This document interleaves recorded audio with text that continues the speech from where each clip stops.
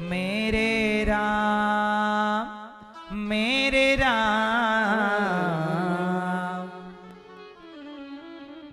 मैया हाथी ने पुकारा, कोई ना आया। तब सूंड उठाई, कमल का पुष्प लगा था, तोड़ के कहा प्रभु अब कुछ नहीं है। पुष्प समर्पित किया, भगवान श्री हरि प्रकट हो गए, भगवान विष्णु। और हाथी के लिए उसे निकाला, मगर निकला तो मगर का सिर सुदर्शन चक्र से खंडित किया। और हाथी के लिए भगवान ने हरि अवतार धारण किया। बोलिए हरि भगवान की। हाथी का उद्धार हुआ, हाथी पर कृपा, मगर का उद्धार हुआ। ये हाथी पिछले जन्म में एक राजा था, जिसे श्राप मिला था, शाप मिला, और जिसके कारण आज गजेंद्र जो है द्रवण देश के राजा इंद्रद्युम्न थे पूर्व जन्म में। अगस्त मुनि के शाप के कारण इनकी ये हालत हुई, हाथी बनना पड़ा, संत का अपमान किया। आज भगवान के द्वारा मुक्ति मिली। भगवान हाथी की पुकार भी सुनते हैं, इसलिए रोज कहा करो प्रभु हम आपके, आप हमारे। हे नाथ मैं आपको कभी भूलू नहीं। बोलो हे नाथ मैं आपको कभी भूलू नहीं। एक बार समुद्र मंथन हुआ। समुद्र मंथन पर भगवान ने धनवंतरी कश्यप मोहिनी 3 अवतार लिए और देवताओं को अमृत पिलाया, राक्षस वंचित रह गए। एक बार राजा बलि यज्ञ कर रहे थे, 100वां यज्ञ। तब भगवान यज्ञ को रोकने के लिए, क्योंकि 100 यज्ञ जो कर लेगा वो इंद्र बनेगा, तो जो इंद्र पहले से है वो व्यवस्था बिगड़ जाएगी, तुम्हें बाद में इंद्र बनाएंगे, इसलिए बाद में बना। अब वो मान नहीं रहे थे राजा बलि मैं अभी बनूंगा। तब उनके यज्ञ को रोकने के लिए वामन भगवान आए और राजा बलि से 3 पग भूमि की याचना की, भिक्षाम देहि। राजा बोले क्या चाहते हैं? 3 पग भूमि। अरे ज्यादा ले लो। नहीं नहीं नहीं 3 हो जाएगा। ठीक है। दुर्वासा इनके गुरु शुक्राचार्य जी ने रोका, रुको रुको बलि, ये वामन नहीं 53 है, ये विष्णु है, छलिया बन के आया। राजा बलि बोले कि प्रभु जिन भगवान से सारी दुनिया हाथ पसारे मांगती है, आज वो भगवान मेरे द्वार पे मांगने आया है, मैं दूंगा तो जरूर। क्या चाहिए? 3 पग भूमि। ठीक है। भगवान बोले मैं अपने पग से नापूंगा। हाँ हाँ आपके तो 5 छोटे छोटे।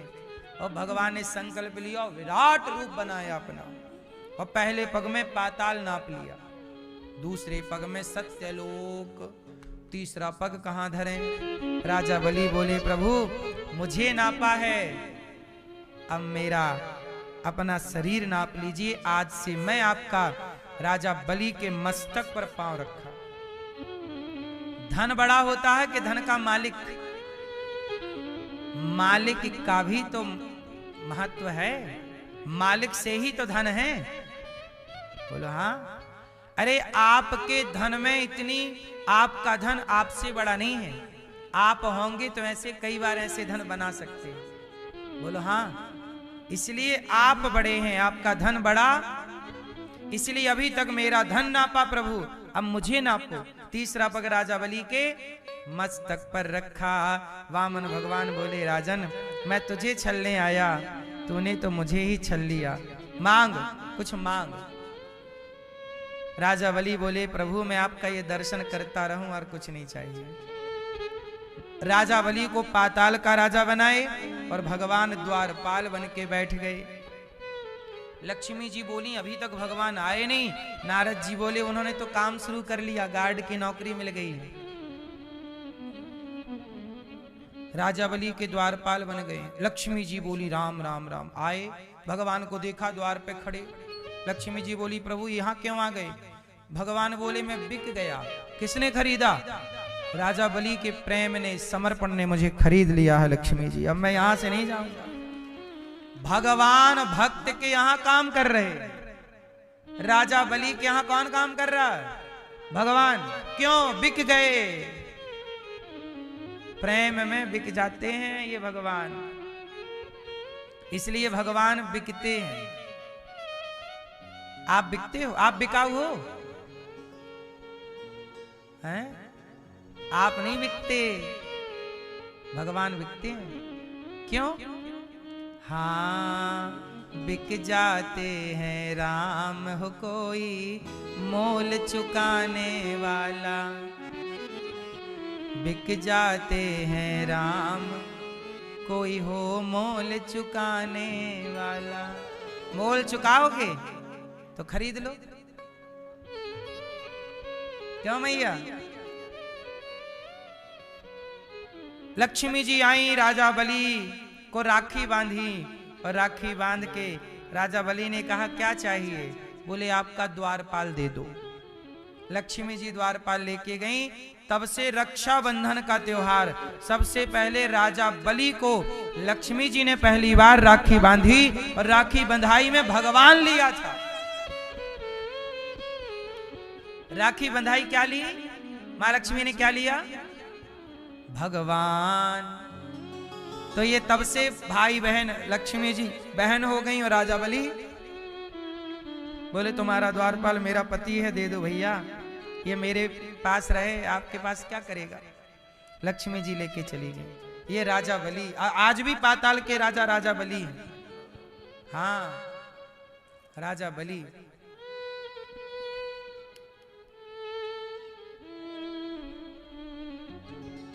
राजा बलि पर भगवान ने कृपा की। एक बार भगवान ने मत्स्य अवतार, मछली का अवतार लिया, और सत्यव्रत नाम के राजा पर कृपा की, और इन्होंने सब कुछ बचाया है। फिर हयग्रीव दैत्य को मत्स्य बन करके भगवान ने मारा और वेदों की रचना की। इसके बाद भगवान नारायण के पुत्र ब्रह्मा, ब्रह्मा जी से मरीचि, उनके फिर कश्यप, कश्यप से इनके वंश में आगे चल के राजा नभग, नभग के नाभाग अम्बरीश, जिन्होंने एकादशी का व्रत किया। अम्बरीशो महाभागा सप्तद्वीपवती मही, बड़े राजा हैं अम्बरीश। आज इन पर कृपा हुई, एकादशी का व्रत इन्होंने किया। इन्हीं के वंश में राजा सगर, असमंजस, अंशुमान, दिलीप, भगीरथ, जिन्होंने गंगा जी को प्रकट किया। बोलिए गंगा मैया की। फिर इन्हीं के वंश में हुए हैं खटवांग, दीर्घबाहु, रघु, अज, फिर दशरथ जी। दशरथ जी के 4 संतान हुई। दशरथ जी के कितने पुत्र हुए? एक बेटी हुई। दशरथ जी की एक बेटी और 4 पुत्र, एक पुत्री। राम जी की बहन का नाम क्या है? राम जी की एक बहन भी है, शांता नाम है। राम जी की बहन का नाम क्या है? शांता। श्रृंगी ऋषि से विवाह हुआ था शांता जी का। दशरथ जी के एक मित्र थे रोमपाद, उनके कोई संतान नहीं थी, तो दशरथ जी ने अपनी बेटी दान कर दी थी अपने मित्र को, रोमपाद जी को।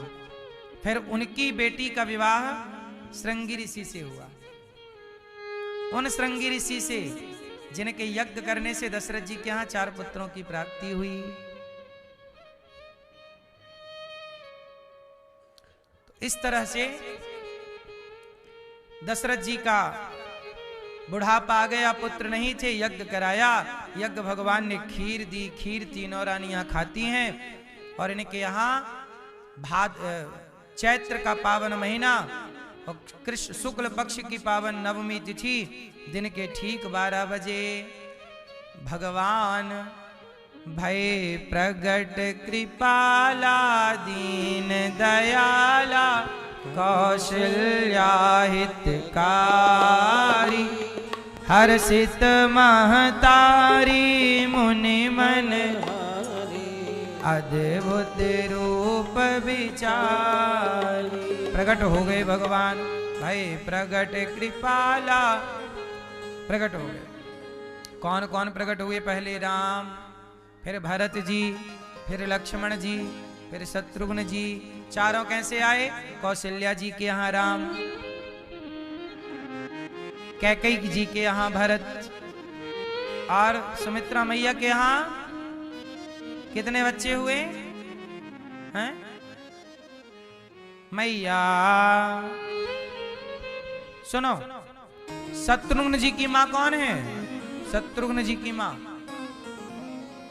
हाँ, सुमित्रा मैया। सुमित्रा मैया के दो, लक्ष्मण जी और चारों भैया प्रकट है गए। चारों भैया प्रकट भये, बधाई बजी, खूब उत्सव हुआ। राम जी अब बाल लीला कर रहे हैं। राम जी थोड़ा बड़े भये, और राम जी बड़े भये तो राम जी को लेके विश्वामित्र जी चले गए। अहिल्या का उद्धार कराया। गौतम नारी शाप बस, उपल देह धरि धीर, चरण कमल रज चाहती, कृपा करो रघुवीर। अहिल्या का उद्धार कराया। पत्थर पर कृपा, सुनिए, भगवान ही पत्थर के नहीं हैं, भक्त भी पत्थर के हैं। अहिल्या पत्थर की हो गई, तो जब पत्थर के भक्त को भगवान ने पत्थर से प्रकट किया, जब भक्त को भगवान ने पत्थर से प्रकट किया, तो भक्त भगवान को पत्थर से प्रकट क्यों नहीं कर सकता? आगे सीता जी के संग विवाह हुआ। राम लक्ष्मण को विवाह करके चारों भैयों का विवाह हुआ। वापस आए, राम जी राजा बनाने की तैयारी करने लगे। तब तक कैकेयी माँ ने षड्यंत्र खेला और राम जी को कर दे दिया 14 साल का वनवास। क्यों वनवास हुआ? क्योंकि कैकेयी ने मंथरा की बात सुन ली, दशरथ जी की बात पे यकीन नहीं हुआ। जो लोग दूसरों की बात ज्यादा सुनते हैं वो अपना घर बिगाड़ लेते हैं। उनका घर जल्दी बिगड़ता है जो दूसरों की बातें ज्यादा सुन। आप लोग तो घर पे रहते हो, कितने बजे भी आप जागो, कौन बोलने वाला? लेकिन हमें तो टाइम से ही जाना। हम कितने बजे सोएं, 12 बजे रात को सोएं या 1 बजे रात को, हमें उठना टाइम से ही रहता है। ये सारी सेवाएं किसके लिए है? मेरी माँ, आपसे मेरी विनती है कि आप भी इन सेवाओं में सहयोगी बने। संतों को, यहां अखंड रसोई चलती है गौरी गोपाल में, 25 से 30 हजार लोग पर डे भोजन करते हैं। एक दिन की रसोई में सहयोगी आप जरूर बने और अन्न दान करें। आपके सहयोग से 30 हजार लोग यहां पर डे भोजन करते हैं। आप लोगों ने दर्शन किया कि नहीं रसोई का? जो सुना जा रहा है वो सही है कि गलत है? यहां पर रह रही माताओं की सेवा, यहाँ पर 150 बच्चे पढ़ते हैं गुरुकुल में, आप बच्चों की सेवा, गाय रहती हैं, गाय को चारा भूसा का सहयोग। यहाँ पर आप लोग वृद्ध माओं का दर्शन करते हैं, 311 वृद्ध माएं रहती हैं। इन माओं के लिए आप भी भोजन का सहयोग करिएगा। आप सहयोग नहीं करेंगे तो इन माओं को भोजन कौन देगा? आप भी कल का भोजन वृद्ध माओं को करा लें कि कल के भोजन की सेवा हम करेंगे वृद्ध माओं की, कल की सेवा माओं के भोजन की हम करेंगे। नाश्ता आप बंटवाना चाहें कल का आप बंटवाइए, जो ईश्वर ने योग्यता दी हो। इसलिए दूसरों की बातें ना सुनिए, अपनों की बातें सुनिए और अपनों की बातों पर विश्वास करिए। जहां दूसरों से सलाह मिलने लग जाती है वहां घर टूटने की संभावनाएं 99% बढ़ जाती है। बोलो हाँ, सही है कि गलत है? कैकेयी माँ ने मंथरा की तो सुनी, दशरथ जी की एक ना सुनी। बोलो हाँ, क्यों? बिगाड़ लिया घर। कौशल्या माँ की ना सुनी, सलाह लेनी थी तो कौशल्या माँ से लेती। राम को बेटे को राजा बनाना था तो डायरेक्ट दशरथ जी से बात करती। ये मंथरा से सलाह लेके क्या बोलने की जरूरत थी? राम जी को 14 साल का वनवास, अच्छा वनवास चले गए राम जी। निषाद राज पर कृपा की और केवट ने नाव में बिठाई, राम जी को पार लगाए। और इसके बाद राम जी चित्रकूट पहुंचे। भरत जी खड़ाऊ लेकर के गए हैं चरणों का दर्शन करके नंदीग्राम, और राम जी आगे गए पंचवटी। रावण सीता मैया को लेके भागा, चुरा लिया। अच्छा, सीता मैया की रक्षा किसने की? जब रावण सीता मां को ले जा रहा था तो रावण से लड़ाई किसने की? जटायु, एक पक्षी है नाम जटायु है। जटायु जी ने रावण से लड़ाई की, किसके लिए? सीता मां के लिए। किसी ने जटायु से कहा, जटायु तुम्हारी ताकत ज्यादा नहीं है, रावण से जीत ना पाओगे। जटायु जी बोले, पता है कि मेरी ताकत कम है, मैं रावण से जीत ना पाऊंगा, लेकिन सीता मां जा रही हो, एक नारी संकट में हो, और मैं उसकी रक्षा के लिए कुछ ना करूं, उससे अच्छा मर जाने से अच्छा है। देखो, हमने नारी की रक्षा के लिए कुछ नहीं किया, ये तो मरने से भी बदतर है। इसलिए कम से कम उसकी रक्षा करते करते प्राण जाएंगे तो समाज को मैसेज मिलेगा कि तुम भले ना जीत पाओ पर रक्षा करने का प्रयास तो करो। तुमने प्रयास ही नहीं किया। जटायु जी ने कम से कम प्रयास तो किया, इसलिए जटायु को राम मिले। इसलिए कहता हूं, सीता मां का दुख किसने दूर करना चाहा? जटायु जी। इसलिए जटायु जी राम के पास नहीं गए, राम जटायु जी के पास आए, क्योंकि जटायु जी ने परोपकार के लिए, परमार्थ के लिए प्राणों का बलिदान दे दिया। भाई सारे लोग चुप बैठे थे तो जटायु भी चुप बैठते नहीं। जटायु ने जी ने कहा, नहीं, मैं चुप नहीं बैठूंगा, मैं रावण से लड़ूंगा, सीता मां की रक्षा करूंगा। ऐसे ही मेरी मां नारी के सम्मान के लिए, नारी के लिए जटायु जी ने प्राणों का बलिदान दिया। किसी को तो आगे आना पड़ेगा ना। पर हित वश जिनके मन माही, किसी को तो परोपकारी बनना पड़ेगा।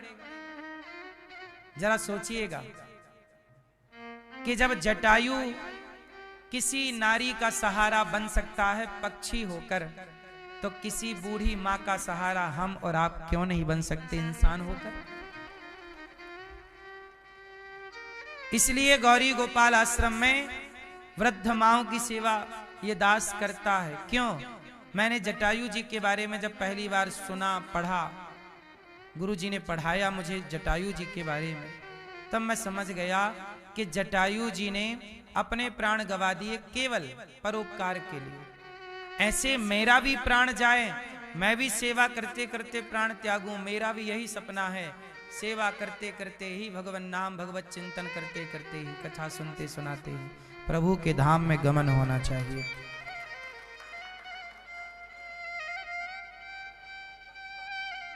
गौरी गोपाल आश्रम में वृद्ध माएं रहती हैं, जिन माओं को बच्चे निकाल, पहले सीता को रावण सताता था, आज की मां को उनके अपने बच्चे सता रहे हैं। तो तब जटायु जी ने रक्षा की, अब आप और हम किसी को तो रक्षा सेवा करनी पड़ेगी। गौरी गोपाल आश्रम में ये माताएं रहती हैं, 310 वृद्ध माएं हैं। वो माएं जिन माओं के बच्चों ने फोन तक नहीं लगाया, एक बार भी मां के बारे में सोचा नहीं, बस निकाल दिया। आपसे मेरी विनती है कि आप इन माओं के बेटा बनकर, आप इन माओं की बेटी बनकर इन माओं को भोजन दीजिए। आप भोजन नहीं देंगे, आप इन माओं की सेवा नहीं करेंगे, तो इन माओं की सेवा कौन करेगा? आप इन माओं को भोजन दे सकते हैं कि कल का भोजन वृद्ध माओं को आपकी ओर से, रसोई कल माताओं को नाश्ता आपकी ओर से, रात्रि का एक एक गिलास दूध आपकी ओर से, जो आपको लगे आप इन माओं की सेवा में सहयोगी सहभागी बन सकते हैं। गौरी गोपाल आश्रम में केवल माओं की नहीं, यहाँ हजारों साधु संतों की सेवा होती है। सवेरे सवेरे संतों की यहाँ लाइन लग जाती है, सब संतों को भोजन। आज संतों को कंबल बांटे गए, कुछ संतों को कल कंबल बांटे गए थे, कुछ संतों को आज। सर्दी का मौसम है, कंबल संतों को मिले। संतों को रोटी भी यहाँ से बढ़ती है, आप भी संतों को रोटी दो कि कल का अन्नदान आप करेंगे, संतों की सेवा भोजन की आप कराएंगे। आप भी अन्नदान करने योग्य हैं तो साधु सेवा से अवश्य जुड़िएगा और अन्नदान कीजिएगा। आप सबके सहयोग से यहाँ पर हजारों साधु संतों की सेवा होती है। आपकी बेटी बेटे के जन्मदिन पर, माता पिता के पुण्यतिथि पर आप बंटवा सकते हैं संतों को भोजन। यहाँ अखंड रसोई चलती है, 25 से 30 हजार लोग पर डे भोजन करते हैं। एक दिन का भोजन आप भी बंटवा सकते हैं कि कल की रसोई आपकी ओर से। आप भी थोड़ा थोड़ा अन्नदान करें। आप